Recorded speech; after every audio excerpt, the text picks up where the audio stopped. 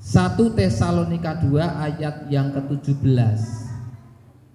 Dan kami saudara-saudara, dengan dipisahkan dari kamu untuk sesaat lamanya, di dalam rupa bukan di dalam hati, kami telah berusaha lebih lagi untuk melihat wajahmu dengan penuh kerinduan.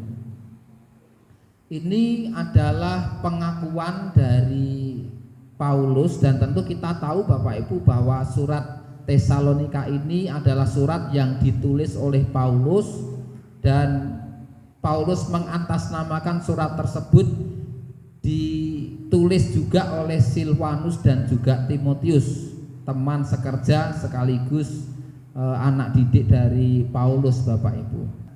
Jemaat Tesalonika adalah jemaat yang terbentuk dari hasil pelayanan dan pemberitaan yang disampaikan oleh 3 orang ini Bapak Ibu, baik Paulus, Silvanus maupun juga Timotius. Mari kita baca di 1 Tesalonika pasal 2 ayat 1 dan 2. Sebab kamu sendiri tahu saudara-saudara, jalan masuk kami kepada kamu bahwa itu tidak menjadi sia-sia, namun juga dengan menderita sebelumnya dan dengan dihina sebagaimana yang telah kamu ketahui di Filipi, kami telah memperoleh keberanian di dalam Elohim kami untuk memperkatakan Injil Elohim kepada kamu dengan penuh perjuangan.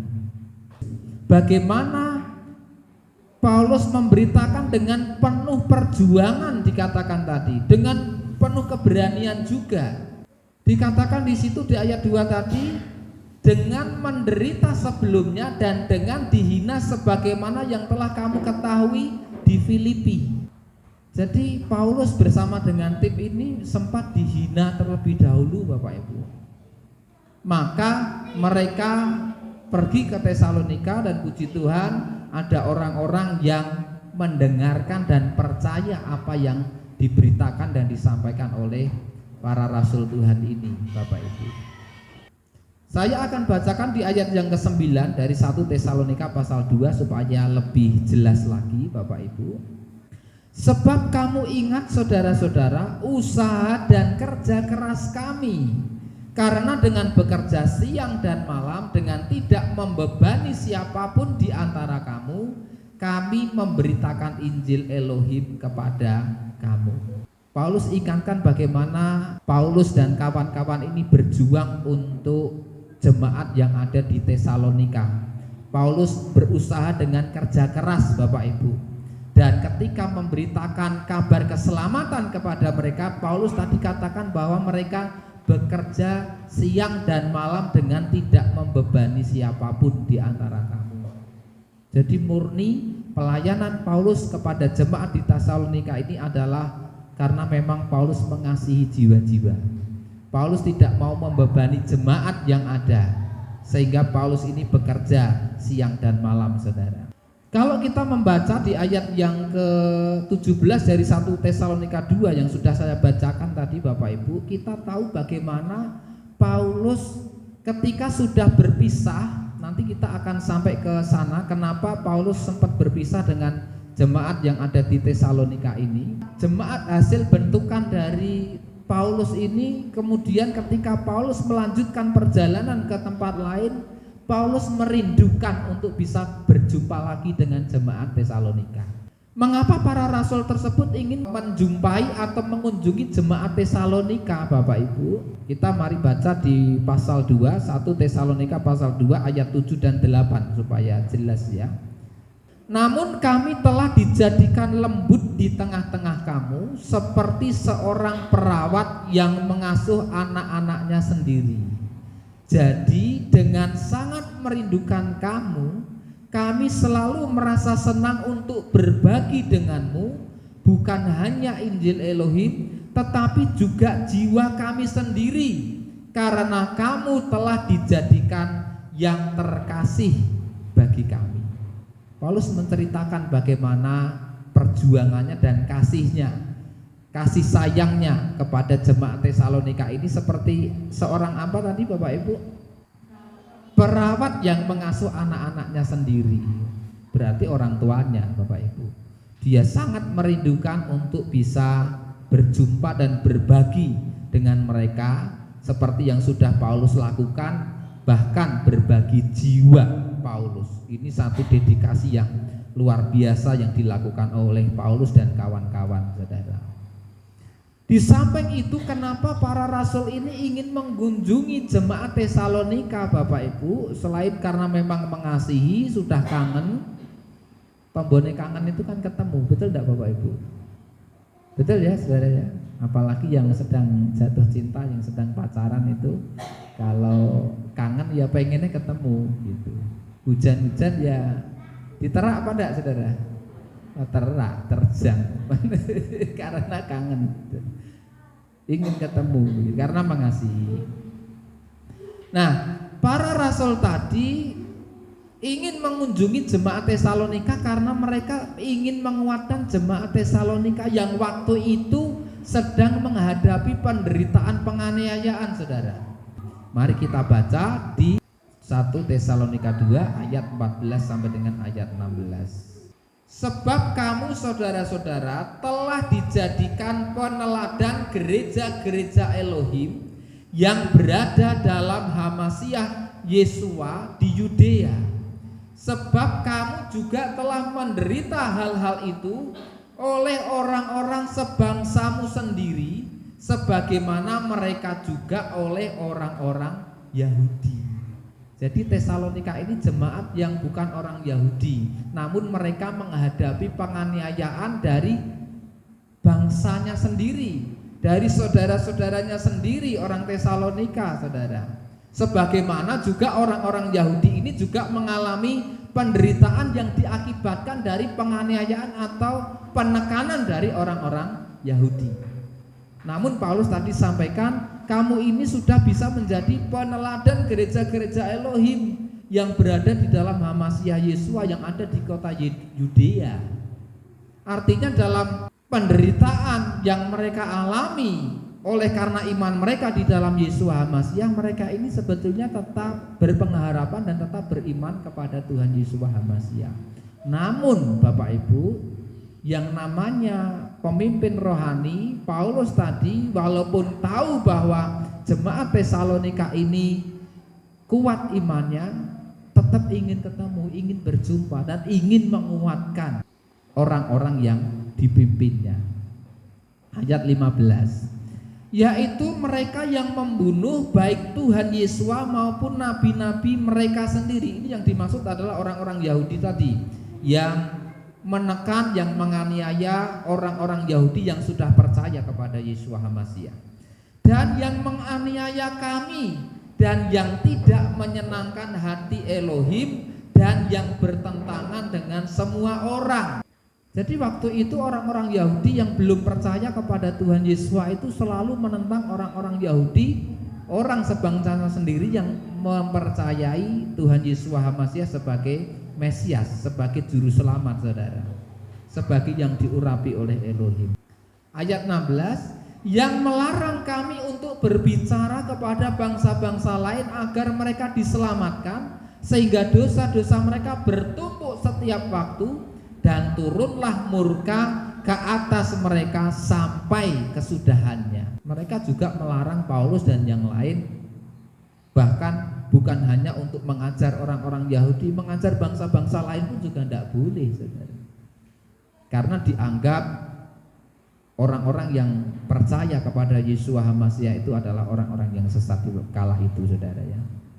Orang-orang Tesalonika ini juga selain menghadapi penderitaan penganiayaan oleh orang-orang sebangsanya sendiri, mereka juga mengalami kesukaran-kesukaran. Saudara bisa baca nanti di pasal 3 ayat yang ketiga, saya tidak akan bacakan. Yang intinya adalah mereka ini mengalami kesukaran. Lalu Bapak Ibu, saking rindunya Paulus dan Silvanus bersama dengan Timotius untuk bertemu, Bapak Ibu, pada akhirnya bisa mengunjungi tidak Bapak Ibu Saudara ya? Tidak tahu Pak Ir, kasih tahu Pak Ir. ayat 18 saudara ya, kita baca ya. Sebab itu kami berhasrat untuk datang kepadamu, bahkan aku Paulus sudah sekali 2 kali, tetapi Satan merintangi kami. Jadi bisa datang enggak saudara? Enggak bisa, karena apa? Satan merintangi. Jadi pekerjaan setan adalah merintangi para pelayan Tuhan untuk melayani jemaat. Betul saudara? Setan merintangi hamba-hamba Tuhan untuk melayani jiwa-jiwa. Itulah pekerjaan setan dari dulu saudara. Dan bahkan sampai sekarang ini pun juga setan terus lakukan itu saudara. Paulus sendiri merasakan bagaimana dia ini punya hasrat kerinduan yang begitu dalam untuk bisa bertemu kembali dengan mereka, melihat wajah mereka, namun gagal saudara, karena Satan merintangi Paulus dan juga rekan-rekan yang lain. Namun puji Tuhan Bapak Ibu, walaupun Paulus dan juga 2 rekannya tidak bisa mengunjungi, pada akhirnya masih ada 1 orang yang bisa mengunjungi mereka, yaitu ketika mereka ini mengirimkan Timotius untuk mengunjungi jemaat di Tesalonika. Jadi Bapak Ibu, waktu itu kita baca saja ya. Nanti kita akan lihat bahwa Paulus ini mengirimkan Timotius dari Athena saudara. 1 Tesalonika 3 ayat 1 dan 2. Oleh sebab itu ketika tidak tahan lagi, kami menganggap baik untuk ditinggalkan seorang diri di Athena. Jadi saking rindunya tadi mereka ini, saking tidak tahannya, ya sudahlah, karena mereka menghadapi kesukaran, yaitu orang-orang Tesalonika, dan juga saat ini saya sudah sampaikan Rasul Paulus dan rekan yang lain pun juga mengalami kesukaran, sehingga situasinya tidak memungkinkan untuk mengunjungi. Selain karena ada daya kerja Satan tadi, memang setan bekerja untuk merintangi saudara. Maka kami menganggap baik untuk ditinggalkan seorang diri di Athena. Artinya Paulus ya sudah, saya tinggal di Athena dulu saja. Lalu ayat 2, dan mengutus Timotius saudara kami dan pelayan bagi Elohim dan rekan sekerja kami di dalam Injil Hamasyah, dengan maksud menguatkan kamu dan menasehati kamu tentang imanmu. Ayat 3, supaya jangan ada seorang pun yang digoyahkan oleh kesukaran-kesukaran ini, karena kamu sendiri tahu bahwa kita sedang ditempatkan untuk itu. Kamu semua sudah tahu kita memang sedang ditempatkan untuk menghadapi kesukaran-kesukaran yang sedang kita alami pada saat ini. Maka saking rindunya ya sudah, situasi kondisi tidak memungkinkan. Sekarang yang kita utus tidak usah rombongan, kita utus 1 orang saja, Timotius. Jadi Paulus tinggal di Athena, lalu Timotius yang diutus ke Tesalonika. Tadinya sama-sama di Tesalonika, lalu karena menghadapi penganiayaan, penderitaan dari kaum sebangsanya, mereka harus mengungsi, mereka harus pergi. Lalu ketika sampai di Athena, saking tidak tahannya, lalu ya sudah, Timotius yang diutus. Lalu nanti melanjutkan perjalanan ke Korintus, dan barulah nanti Timotius ini memberikan kabar tentang bagaimana jemaat yang ada di Tesalonika ketika bertemu di Korintus. Selain sudah memberikan nasihat tadi supaya mereka ini tidak digoyahkan oleh karena kesukaran-kesukaran yang mereka alami. Jadi Bapak Ibu, setan itu memang pekerjaannya selalu merintangi pekerjaan Tuhan. Setan selalu merintangi supaya jiwa-jiwa tidak bisa terlayani dengan baik. Namun Paulus tadi kita melihat bagaimana perjuangannya, bagaimana kasihnya, sehingga dalam situasi dan kondisi yang sangat sulit pun tetap berusaha untuk menguatkan jemaat yang ada di Tesalonika. Nah, cara merintanginya setan tadi bagaimana Bapak Ibu? Yaitu memberikan penderitaan dan kesukaran-kesukaran. Di pasal 3 ayat yang ke-7 Saya akan bacakan lagi. Sebab itulah saudara-saudara, kami telah terhibur oleh kamu di dalam segala kesukaran dan kesulitan kami melalui imanmu. Jadi bukan hanya jemaat Tesalonika yang mengalami kesulitan dan kesukaran, Paulus dan rekan-rekan yang lain pun juga mengalami kesulitan. Lagi piye datangi pun juga tidak bisa, tidak memungkinkan. Namun pada akhirnya mereka ini tetap bisa menjumpai melalui perwakilan Timotius saja. Ya sudah, tidak apa-apa. Yang penting salah satu dari mereka bisa menguatkan jemaat yang ada di Tesalonika. Kalau di zaman sekarang, apakah kira-kira setan itu masih merintangi manusia ya Bapak Ibu, terutama hamba-hamba Tuhan untuk melayani jiwa-jiwa, untuk melayani Tuhan, masih merintangi tidak kira-kira saudara? Bahkan lebih ya Pak, termasuk selalu merintangi, bukan hanya dulu di jemaat Tesalonika, tapi sampai sekarang pun di mana-mana tempat selalu merintangi. Kalau ada orang yang beragama lain kemudian menganut kepercayaan, percaya di dalam Tuhan Yesus Hamasiah, maka juga menghadapi penekanan yang luar biasa. Kalau orang tidak kuat imannya, ya kembali ke agamanya yang lama, itulah yang terjadi. Nah, di masa sekarang ini setan bisa merintangi orang untuk melayani jiwa-jiwa. Kalau jemaat Tesalonika setan merintangi dengan mereka ini diberikan kesukaran-kesukaran dan permasalahan di dalam kehidupan dan pelayanan mereka, sekarang pun juga sama. Kadangkala kita ini tampaknya banyak menghadapi kesukaran dan permasalahan kehidupan, yang satu masalah belum selesai, masalah yang lain sudah nyusul, saudara. Terus bergantian, numpuk-numpuk masalahnya. Jadi kalau untuk melayani jemaat atau melayani Tuhan, bagaimana kita bisa melayani sedangkan pikiran kita tidak tenang? Masalahnya banyak. Betul apa benar saudara?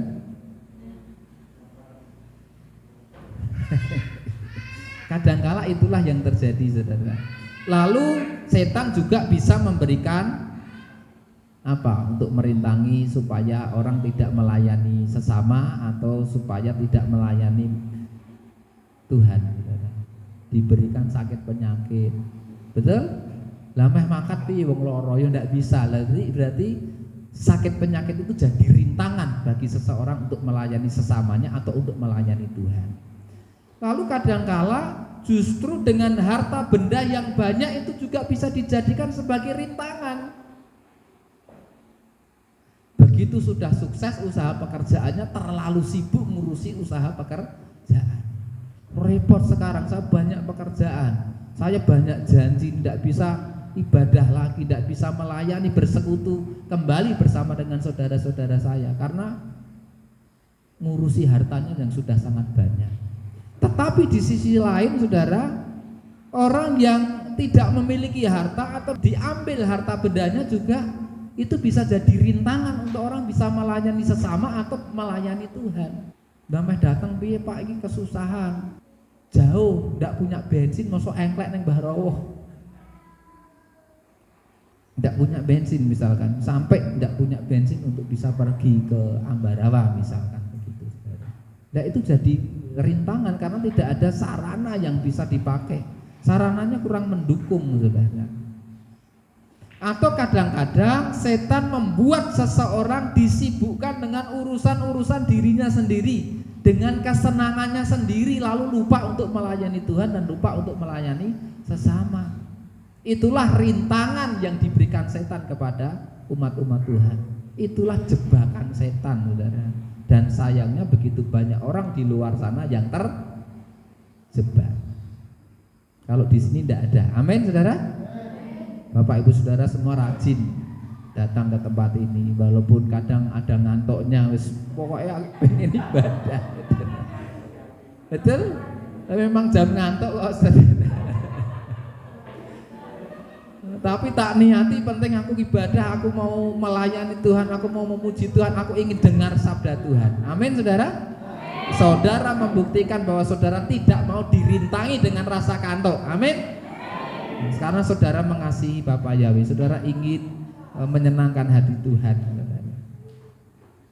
Saudara tidak disibukkan dengan urusan-urusan dan kesenangan diri sendiri. Kalau disibukkan dengan urusan dan kesenangan-kesenangan sendiri ya lebih enak nuruti senenge dhewe. Mbah piknik, mbah plesir neng Malioboro, mbah neng mana gitu. Lah sesekali boleh lah.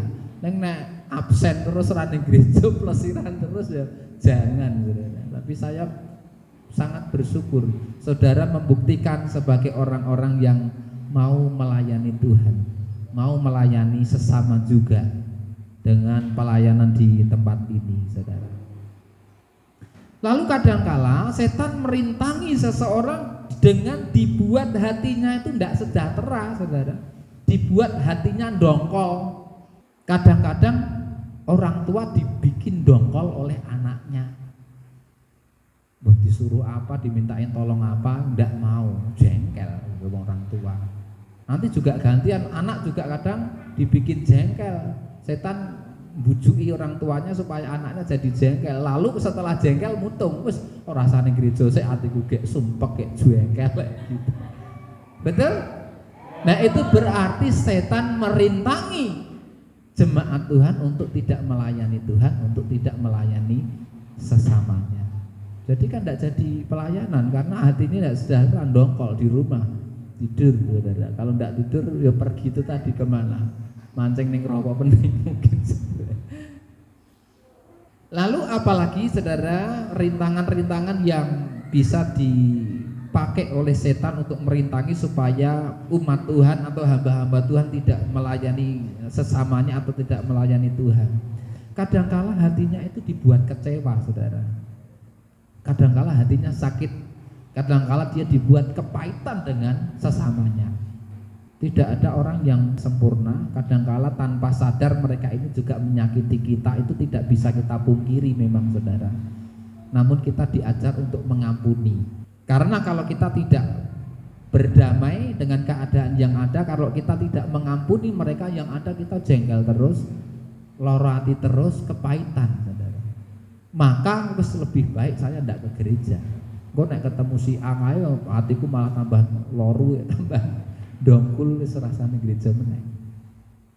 So nak kae dekne ora ning gereja aku kayak ning gereja. Iki kata kucing-kucingan.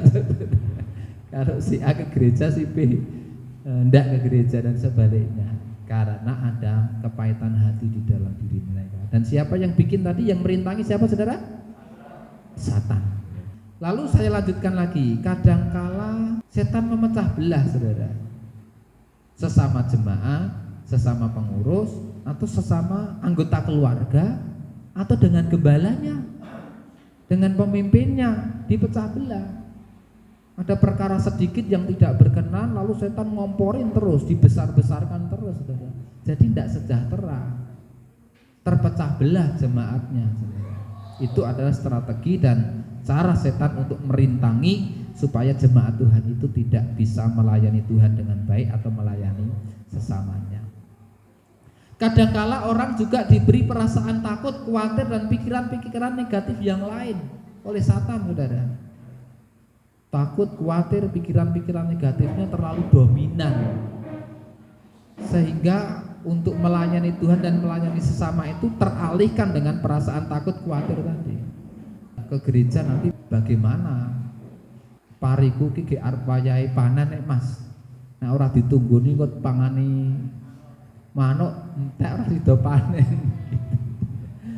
Jadi abot manuke, abot parine, abot tunggu pari maksudnya. Parine sing ditunggu, manuke sing diusir. Berarti tunggu pari, padinya ditunggu, bukan burungnya yang ditunggu. Kadangkala orang diberi perasaan takut begitu, lebih takut lapar daripada takut untuk beribadah.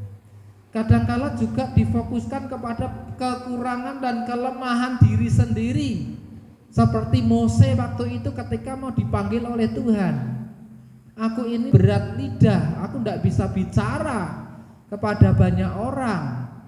Padahal Mose ini orang yang berpendidikan, saudara. Dia diangkat oleh putri Firaun jadi anaknya, saudara. Dididik dengan pendidikan Mesir, saudara. Jadi saya percaya dia punya kepercayaan diri yang tinggi sebetulnya. Tetapi ketika diutus Tuhan untuk membawa orang Israel keluar dari Mesir, Mose ini merasa diri tidak mampu. Nah itulah kadangkala yang juga menghalangi saya tidak bisa, saya tidak mampu, saya tidak pinter dan sebagainya. Maka saya dorong setiap kita pada siang hari ini untuk jangan mau dirintangi oleh setan. Memang kita tidak sempurna, memang ada banyak kelemahan di dalam diri kita. Tetapi kelemahan tersebut tidak boleh membuat kita untuk kemudian tidak melayani Tuhan atau tidak melayani sesama. Kita bisa memperbaiki diri dari kelemahan-kelemahan yang ada. Kita bisa memunculkan kelebihan-kelebihan kita untuk melayani Tuhan dan sesama. Kadang setan juga memberikan pikiran bahwa kita ini tidak mampu, bahwa kita ini tidak bisa, bahwa kita tidak pantas dan tidak layak. Lalu kadangkala setan juga bisa menghalangi dengan faktor-faktor alam, saudara. Bisa enggak ngasih hujan gitu setan, saudara? Kira-kira setan bisa punya kuasa loh, saudara, untuk tiba-tiba tadinya cerah, mendung petang, hujan deras gitu. Nah sebetulnya hanya untuk menghalangi biar kita tidak pergi. Kadang-kala bisa seperti itu. Maka kita belajar pada siang hari ini Bapak Ibu, bagaimanakah seharusnya sikap kita ini jika setan selalu merintangi kita di dalam melayani. Maka pikiran-pikiran negatif dalam diri kita harus kita lawan. Kita harus melewati rintangan-rintangan dan jebakan setan yang dikenakan buat kita tadi. Kalau kita takut ya kita lawan, saya tidak boleh takut. Kalau kita khawatir ya saya harus lawan, kita tidak boleh khawatir. Kalau setan mengintimidasi kita bahwa kita tidak bisa, kita tidak mampu, kita berdosa, kita kuatkan diri kita. Saya minta ampun sama Tuhan. Tuhan mengampuni saya dan saya rindu untuk mendekatkan diri kepadanya. Jadi intimidasi setan tidak boleh menghalangi kita untuk kemudian tidak melayani Tuhan dan sesama. Jadi harus kita lawan, saudara. Firman Tuhan katakan apa? Setan itu seperti singa yang mengaum, mencari orang yang siap untuk ditelan, saudara. Tetapi firman Tuhan nasihatkan supaya lawanlah Satan, maka dia akan pergi daripadamu. Rendahkanlah dirimu di hadapan Elohim. Jadi setan kalau berbicara dalam hati dan pikiran kita, merintangi kita untuk kita ini tidak bisa melayani Tuhan dan sesama, kita harus melawannya. Amin, saudara. Saya sangat salut karena saudara sudah membuktikan, dan saya percaya saudara akan semakin membuktikan itu. Lalu hal yang berikutnya yang bisa kita kerjakan ketika setan merintangi kita, saudara, dalam kita melayani, kita berdoa supaya Tuhan memberikan jalan keluar atau menyingkirkan rintangan yang ada. Nah, kita perlu berhati-hati, yang namanya kita melawan setan juga perlu strategi, saudara. Misalkan Paulus tadi menghadapi kesukaran, jemaat Tesalonika dianiaya, menderita oleh kaum sebangsanya, dan Paulus sendiri juga menghadapi penganiayaan dari orang-orang Yahudi dan barangkali dari bangsa-bangsa yang lain. Maka harus hati-hati. Tidak kok saya percaya Tuhan membela, melindungi saya, tahu di sana sudah dicegat kita berangkat. Kalau Tuhan tidak bilang berangkatlah ya kita kecekel enggak, saudara? Ya dicekel, di depan memang sudah dicegat di sana. Jadi dalam arti kita melawan setan, arti kita tidak mau dirintangi ini, kita tetap berdoa minta supaya Tuhan yang akan memberikan jalan keluar. Kita tidak berjalan sendiri menurut waktu kita. Lalu kita tunggu waktu yang tepat sampai ada kesempatan yang baik untuk bisa kita layani lagi. Ya sudah, yang sekarang ini kita belum punya kesempatan. Setan memang Tuhan izinkan untuk merintangi saya. Saya akan tunggu waktu yang tepat supaya nanti saya bisa melayani kembali. Itulah yang dilakukan Paulus, saudara. Dia tidak gerusa-gerusu, dia tetap menyingkir, dia tetap mengungsi dari ancaman orang-orang yang mengancam waktu itu. Dan ketika dirasa memungkinkan untuk dia kirim Timotius tadi, maka Timotius dikirim, saudara. Jadi tidak kurang cara untuk bisa tetap melayani jemaat Tuhan. Bapak Ibu, kita juga mari berjuang cari celah atau menciptakan kesempatan. Seperti Paulus yang tadi mengutus Timotius itu, Paulus sedang berjuang cari celah, cari kesempatan gimana caranya. Kalau saya dan bertiga tidak bisa datang ke sana, Timotius yang harus ke sana sendirian saja, supaya tidak konangan, supaya lebih aman dan sebagainya. Dan apapun yang terjadi dalam hidup kita, Bapak Ibu, tetaplah setia untuk melayani Tuhan dan sesama. Kesimpulannya, siang hari ini setan memang akan selalu merintangi anak-anak Tuhan untuk melayani Tuhan dan juga untuk melayani sesamanya. Tapi kita semua mari jangan patah semangat, kita jangan mutung, jangan kalah dengan rintangan setan. Oh ya wis lah, ya sudah, jangan. Kalau bisa sebisa mungkin ya kita hilangkan rintangan itu. Mari kita berdoa, namun juga berusaha supaya rintangan itu bisa kita singkirkan, saudara, sehingga kita ini bisa melayani Tuhan dan sesama untuk kemuliaan Tuhan. Demikianlah apa yang saya sampaikan, kiranya menjadi berkat buat setiap kita. Teruslah bersemangat dalam kita pelayanan, saudara. Mari berdoa supaya gereja kita semakin maju nanti. Saya berdoa, doa kami, saudara, dengan jemaat di sini yang sudah bisa punya kesempatan untuk berdoa, Tuhan tambahkan jiwa-jiwa baru untuk gereja kita di tempat ini. Amin, saudara. Tuhan juga berikan nanti pelayan-pelayan baru untuk pelayanan di tempat ini. Jadi nanti bisa ada 2 atau 3 tim di Nalirojo ini. Besok timnya Angga, besok timnya Bundan, misalkan seperti itu. Saya juga doakan supaya alat musiknya bukan hanya gitar akustik bolong elektrik dengan bass dengan kajon ini. Saya berdoa di sini nanti juga ada keyboard dan ada pemainnya juga. Amin, saudara. Ada drumnya juga dan ada pemainnya juga. Amin, saudara. Gimana caranya itu bisa terjadi? Kita semangat, kita jangan mau dirintangi setan, jangan pelempem, jangan klokro, pandang Tuhan, jangan pandang manusia. Maka saya percaya pasti Tuhan merestui yang kita rindukan, karena apa yang kita rindukan bukan sesuatu yang buruk, tetapi sesuatu yang baik dan benar dan mempermuliakan Tuhan kita Yesus. Ya.